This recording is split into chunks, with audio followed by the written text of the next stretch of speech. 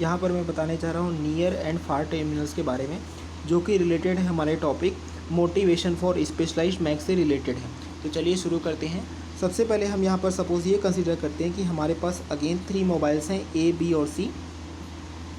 सी, और यहाँ पर जो ओवल टाइप का शेप दिखाई दे रहा होगा एक रेड और ब्लैक कलर से, तो ये हैं आपके ट्रांसमिशन रेंज, ये है इनके ट्रांसमिशन रेंज हैं, जहाँ तक इनका सिग्नल जाएगा वो भी हमने यहाँ पर बताने की कोशिश की है।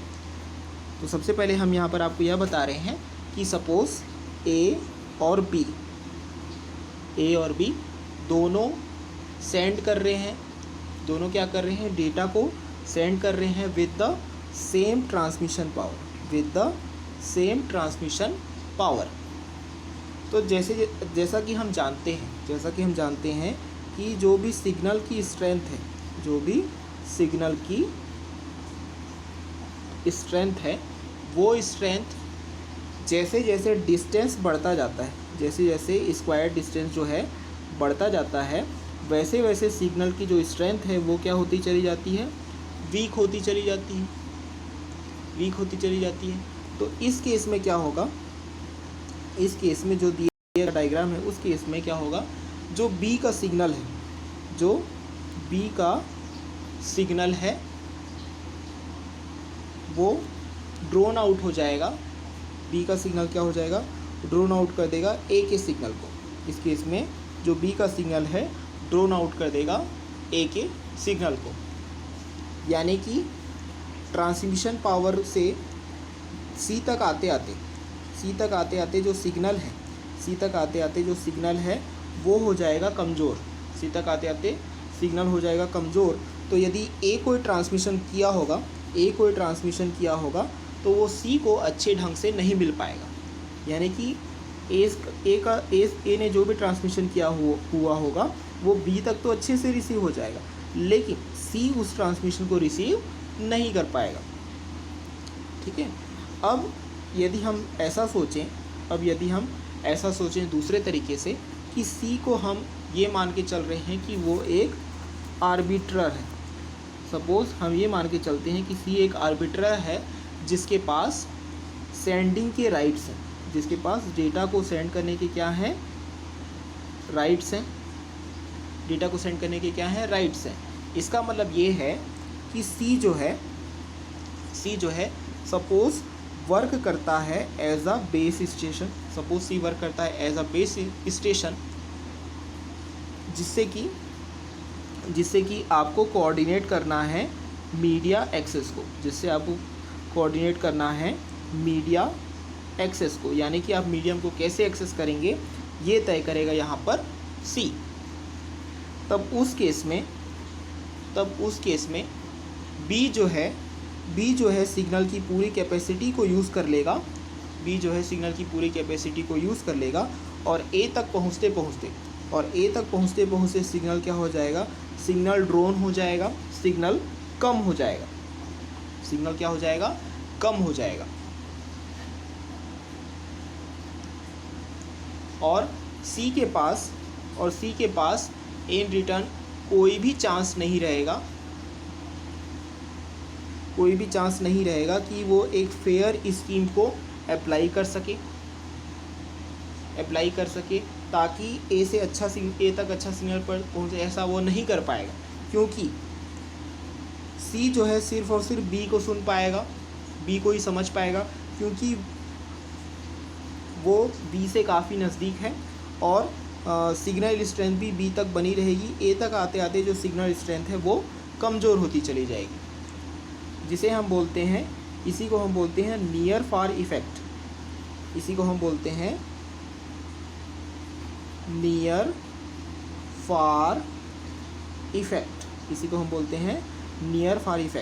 तो नियर फार इफ़ेक्ट ऐसे काम करता है कि सी सपोज आर्बिट्रर है, सी सपोज ये डिसाइड करता है कि किसको कितना सिग्नल या डेटा मिलेगा। यदि सी से कोई सिग्नल जा रहा है तो ए तक जाते जाते वो सिग्नल क्या हो जाएगा, काफ़ी ज़्यादा वीक हो जाएगा, क्योंकि अधिकतर सिग्नल को तो ड्रोन आउट जो कौन कर लेगा, बी कर लेगा। इसी को हम बोलते हैं नियर फार इफ़ेक्ट। तो यहाँ पर जो नियर फार इफ़ेक्ट है ये जो है ये वायरलेस नेटवर्क में, ये वायरलेस नेटवर्क में क्या है, एक बहुत बड़ा प्रॉब्लम है, बहुत बड़ा प्रॉब्लम है। तो यहाँ पर एक चीज़ और है, वो ये है कि सारे सिग्नल्स को अराइव होना चाहिए, सारे सिग्नल्स को अराइव होना चाहिए, यानी कि पहुँचना चाहिए कहाँ तक, रिसीवर तक पहुँचना चाहिए, या तो ज़्यादा या फिर कम, यानी कि same strength, as per the same strength, कम या ज़्यादा सभी सिग्नल्स को जो है रिसीवर तक पहुंचना चाहिए। यदि ऐसा नहीं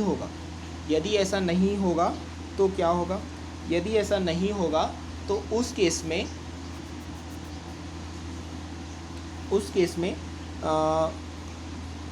नियर टर्मिनल वाले पर्सन्स तो ईज़िली बात कर पाएंगे,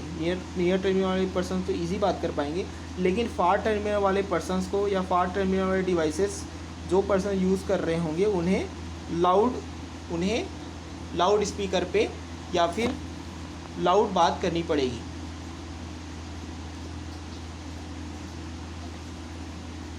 भले ही यहाँ पर दो पर्सन्स या दो मोबाइल्स जो हैं सेपरेट किए गए हैं नोड के द्वारा, आप देख सकते हैं कि दोनों में सेपरेशन काफ़ी ज़्यादा डिस्टेंस है, लेकिन यहाँ पर बी के जो सबसे क्लोजेस्ट है सी, वो अभी भी पूरे सिग्नल को ड्रोन आउट कर देगा। यदि ए सपोज़ कोई डेटा भेज रहा है बी को, सपोज़ ए कोई डेटा भेज रहा है तो बी उसको पूरा ड्रोन आउट कर देगा। सी तक वो जो डेटा है अच्छे ढंग से नहीं पहुंच पाएगा, क्योंकि बी तक आते आते तो सिग्नल और कमज़ोर होता चला जाएगा। बी तक जितना पहुंचेगा सी तक तो और भी नहीं पहुंच पाएगा। तो इस वजह से हमें क्या करना पड़ता है, इस वजह से जो है प्रिसाइज पावर कंट्रोल भी करना पड़ता है। इस वजह से हमें प्रिसाइज पावर कंट्रोल भी करना पड़ता है। और प्रिसाइज पावर कंट्रोल करने से क्या होता है कि सारे सेंडर्स की प्रिसाइज पावर कंट्रोल करने से क्या होता है, जितने भी आपके रिसीवर्स हैं उन पे जो सिग्नल है वो इक्वल अमाउंट पे रिसीव होता है, इक्वल अमाउंट पे क्या होता है, रिसीव होता है। लेकिन प्रिसाइज पावर कंट्रोल करने के लिए जो नेसेसिटी है, जो रिक्वायरमेंट है वो ये है कि सारे सेंडर्स को सेम स्ट्रेंथ से क्या भेजना है, सिग्नल भेजना है। सारे सेंडर्स को सेम स्ट्रेंथ से क्या भेजना है, सिग्नल भेजना है। तो इस तरीके का जो फैसिलिटी है, यानी कि प्रिसाइज पावर कंट्रोल वाला जो फैसिलिटी है वो किस तरीके के कम्युनिकेशन सिस्टम में आया है, वो आया है आपके एक UMTS सिस्टम में आया है। इस UMTS सिस्टम में जो पावर एडॉप्शन है वो है 1500 टाइम्स पर सेकेंड है।